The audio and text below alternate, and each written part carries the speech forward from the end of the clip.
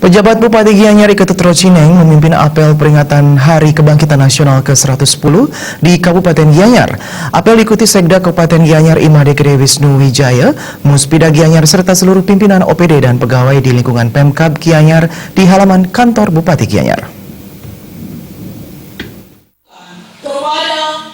Menteri Komunikasi dan Informatika RI Rudiantara dalam sambutan yang dibacakan pejabat Bupati Rocineng mengatakan tema peringatan Hari Kebangkitan Nasional 20 Mei 2018 yakni pembangunan sumber daya manusia memperkuat fondasi kebangkitan nasional Indonesia dalam era digital. Tema itu harus dimaknai dengan upaya penyadaran setiap masyarakat Indonesia untuk mengembangkan diri dan merebut setiap peluang untuk meningkatkan kapasitas diri yang dibuka oleh berbagai pihak, baik pemerintah, badan usaha maupun masyarakat sendiri. Pengembangan kapasitas sumber daya manusia juga harus diletakkan dalam konteks pemerataan dalam pengertian kewilayahan agar bangsa ini bangkit secara bersama-sama dalam kerangka kebangsaan Indonesia.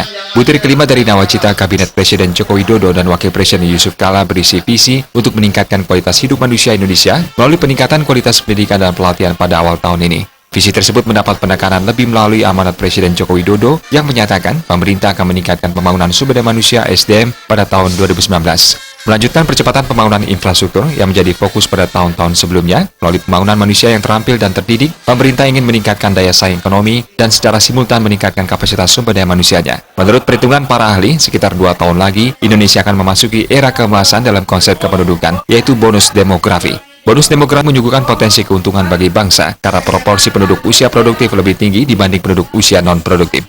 Menurut perkiraan Badan Pusat Statistik, rentang masa ini akan berpuncak nanti pada tahun 2028 sampai 2031. Ini berarti 10 hingga 13 tahun lagi. Pada saat itu nanti, angka ketergantungan penduduk diperkirakan mencapai titik terendah yaitu 46,9%. Proyeksi keuntungan bonus demografi itu akan tinggal menjadi proyeksi jika tak dapat memaksimalkannya.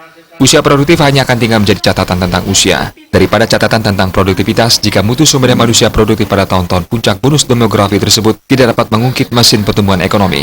Oleh sebab itu, Presiden Joko Widodo dalam berbagai kesempatan selalu mendorong dunia pendidikan bekerjasama dengan dunia industri dan bisnis untuk mencari terobosan-terobosan baru dalam pendidikan vokasi berupa jurusan-jurusan baru baik di tingkat pendidikan tinggi maupun juga tingkat menengah yang berkaitan dengan keahlian dan pengetahuan baru harus selalu diciptakan untuk memasuk industri dengan tenaga terampil yang siap kerja.